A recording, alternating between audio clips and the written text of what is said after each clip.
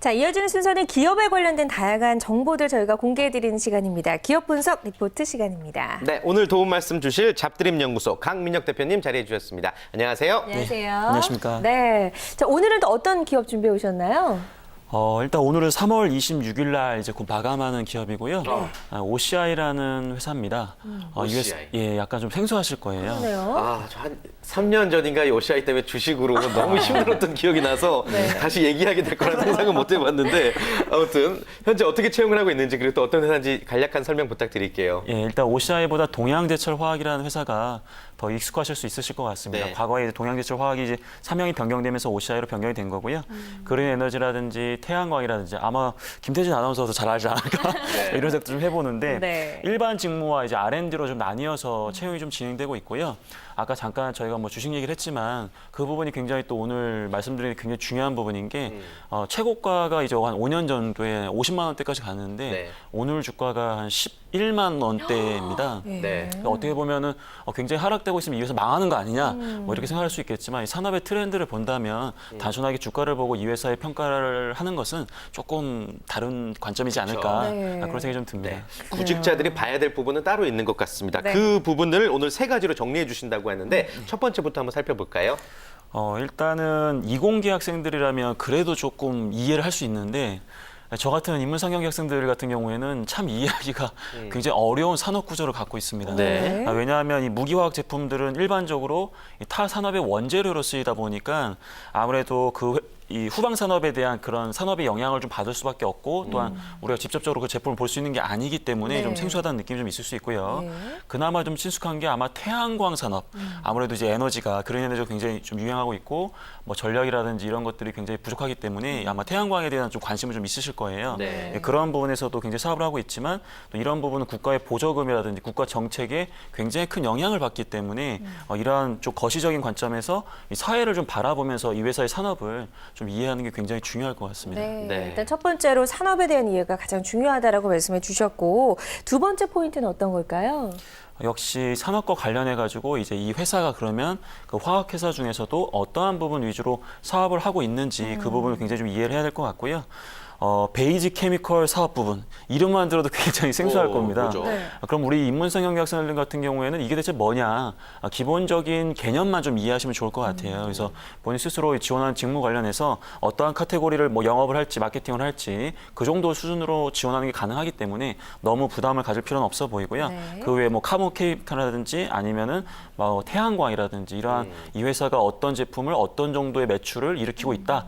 그 정도로만 접근하시고 네. 빠르게 지원서를 작성해서 제출하시는 게 좋을 것 같습니다. 네. 자, 끝으로 세 번째 포인트 예. 어떤 걸까요? 아까도 이제 주식 얘기를 잠깐 했었는데 네.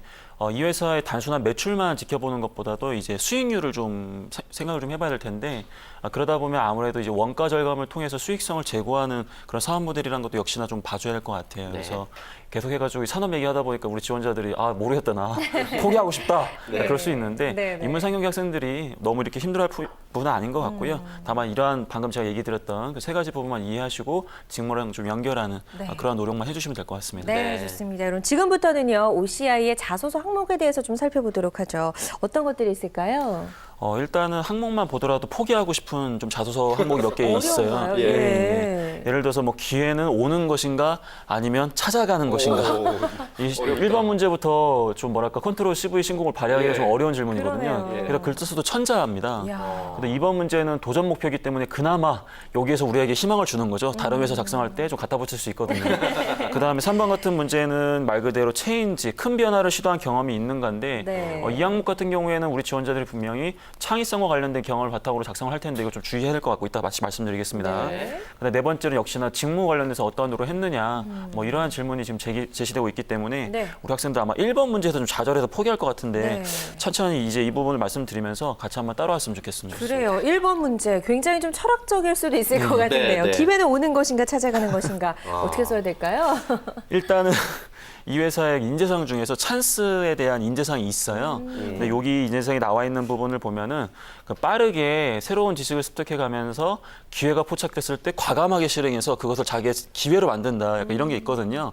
우리 지원자는 뭐 자기가 생각하는 것을 잘 정리하는 것도 중요하겠지만 이 회사의 인재상의 의미를 반영하는 게 굉장히 중요할 텐데요. 하지만 대다수의 지원자들이 다 기회는 오는 것이 아니라 찾아가는 것이다. 아마 이렇게 적극적으로 쓸 거예요. 100이면 95명 정도가 아마 이렇게 쓸 겁니다. 예. 하지만 이것은 기회는 오는 것이든 찾아가는 것이든 어느 게 중요한 것이 아니라 본인이 왜 그렇게 생각하는지가 중요한 거거든요. 그렇기 때문에 단순하게 여러분들이 무조건 찾아가는 것이다라는 진부한 표현을 쓸 필요는 없을 것 같고 다만 예를 들어서 뭐 기회는 오는 것도 아니고 찾아가는 것도 아니고 만들어가는 것이다. 이렇게 정의할 수도 있거든요. 그렇기 때문에 단순하게 여러분들이 이 두 가지의 답을 찾으려고 하지 마시고 예. 본인이 기회를 바라보는 관점과 그 기회를 잡았던 그 순간을 강조하시면 될 것 같고요.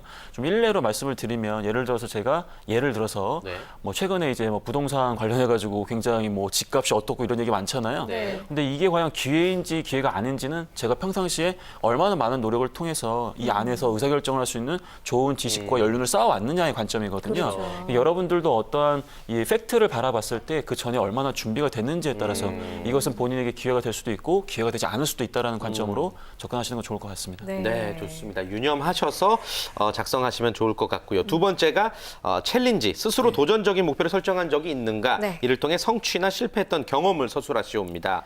어떻게 생각을 하고 작성하면 좋을까요? 예, 일단 도전이라는 항목 자체가 항상 도전하다 보면은 새로운 시도와 노력이라는 게 연결되고 있어요. 즉 네. 창의성과 어느 정도 연결이 좀 될 텐데요. 이 항목은 다행히도 다른 회사에서도 강조할 수 있는 일반적인 도전의 의미가 어느 정도 통용이 됩니다. 네. 그러다 보니까 우리 학생들 너무 스트레스 받지 마시고 타 항목에서 다른 회사 항목에서 작성했던 그 도전의 항목을 적절하게 그 OCR 이름만 좀 넣어주고 이걸 좀 작성하는 것도 좋은 방법이 될 수 있을 것 같습니다. 네, 아마 네. 비슷한 것들 많이 작성을 해보셨을 테니까요. 조금 참고하시면 될 것 같고 이제 큰 변화를 시도한 경험이 있는가, 그 계기는 무엇이었으며 변화를 통해 얻은 것이 무엇인지 서술하시오. 이런 항목도 있네요. 예, 변화, 예, 시도 안 해봤을 수도 있을 것 같거든요. 굉장히 좀 어려운 얘기죠. 네. 그다음에 우리 일반 학생들 같은 경우에 창의성 경험을 아마 갖다 붙이려고 할 텐데 좀 유의하셔야 되는 게 이 회사의 그 체인지에 대해서 그 제시된 개념이 있는데 국제 정서에 민감하게 반응하여 자기에게 올바른 의사결정을 한다 이런 게 있고요. 네. 두 번째로는 이제 오픈 마인드를 바탕으로 새로운 문화를 이해하고 있는 건데 대다수의 지원자들은 첫 번째 항목을 이해하기가 어렵기 때문에 다 뭐 라마단 기간에 우리 저기 친구들 대신해서 나도 좀 금식을 했다라든지 뭐 무슨 뭐 이런 이상한 얘기를 해요. 근데 그것보다 저는 오히려 그 국제 동향에 민감하게 반응해서 의사결정을 했다. 이 부분을 좀 강조하시면 좋을 것 같아요. 예를 들어서 제가 어학연수를 내년도에 가려고 하는데 원래 계획은 하지만 세계의 이제 흐름이 환율이라는 데 심상치 않을 것 같은 거예요. 네. 그래서 차라리 6개월 앞당기고 내가 또 이렇게 한번 해보자 해가지고 오히려 또 갔다 왔는데 정말 환율 때문에 못 갈 상황이 있었는데 잘했다. 이런 것도 어떻게 보면 우리 지원자의 성견지명이 좀 필요한 부분이잖아요. 그러네요. 그래서 그런 것들도 좀 작성해서 할 수 있다면은 좀 다른 지원자와 차별화된 이야기를 할 수 있지 않을까. 예, 그렇게 생각이 좀 해봅니다. 네, 좋습니다. 자, 그리고 또 일반 직무 항목 중에 해당 직무에 지원한 이유와 어떠한 노력을 했는지 기술하시오. 네. 요거 이렇게 붙여넣기 해도 되는 건가요? 붙여넣기 해도 되면 광탈인데 네. 이제 근데 가급적이면 이런 것 같아요. 그래서 예. 요거는 지원 동기 항목이지만 왜 우리 회사를 선택했느냐 이런 걸 직접적으로 물어보는 건 아니잖아요. 그렇기 때문에 직무 관점으로 직무에 물어보는 맞춰서. 겁니다. 그래서 우리가 그럼 직무에 관심을 갖게 된 계기를 크게 두 가지로 볼 수 있는데 첫 번째는 과거 유사한 경험을 하면서 성취감을 느꼈기 때문에 혹은 과거 어떠한 경험에서 내가 강점을 발휘했기 때문에 즉 이 두 가지 논리를 적절하게 인용하시는 게 중요할 것 같고요. 네. 중요한 것은 계기보다도 그 이후에 우리 지원자가 직무 관련해서 얼마나 많은 지식과 스킬 경험을 쌓아가면서 관련된 노력을 해왔느냐 이제 그런 부분일 텐데 이공계 학생들은 경험이 좀 부족하기 때문에 전공 과목에 대한 성취도와 관련 프로젝트를 강조하는 게 좋을 것 같고요. 네. 인문성경 학생들 같은 경우에는 최대한 관련된 경험에서 우리 지원자가 이 직무에 대해서 어떤 것을 깨달았는지 그러한 부분을 강조했으면 좋겠습니다. 네. 자, 그리고 이제 그다음 살펴볼 항목이 자신의 성장 과정 및 강점을 기술해 주십시오 항목이거든요.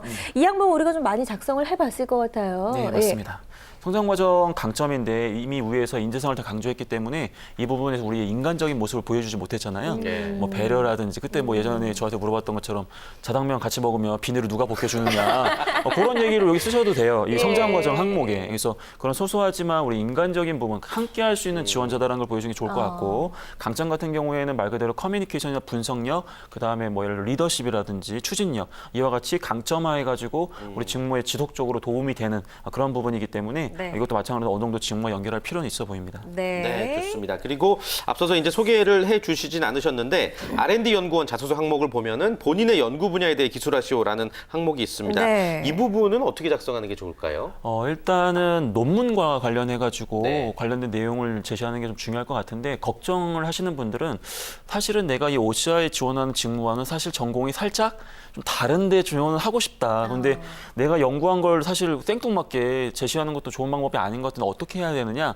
하지만 그럼에도 불구하고 우리 지원자의 객관적인 성취도를 볼 수 있는 논문의 수준을 보여주는 게 좋습니다. 왜냐하면 우리 현직자 입장에서는 여러분들 같은 경우에 전공만 필요할 것처럼 보이지만 한 분야의 전공을 심도 있게 이해했던 지원자라면 입사하셔가지고 새로운 분야를 연구하는 과정에서도 분명히 그러한 강점이 보일 수 있기 때문에 우리 지원자들 너무 걱정하지 마시고 하지만 좀 더 관점은 지원하는 직무 관련해서 그런 것들 어느 정도 연결할 수 있다는 것을 좀 주의하셨으면 좋겠습니다. 네. 자, OCI에 지원하는 자기소개서 항목별로 저희가 구체적으로 살펴봤고요. 오늘도 좋은 정보 감사드립니다. 고맙습니다. 네, 고맙습니다. 감사합니다.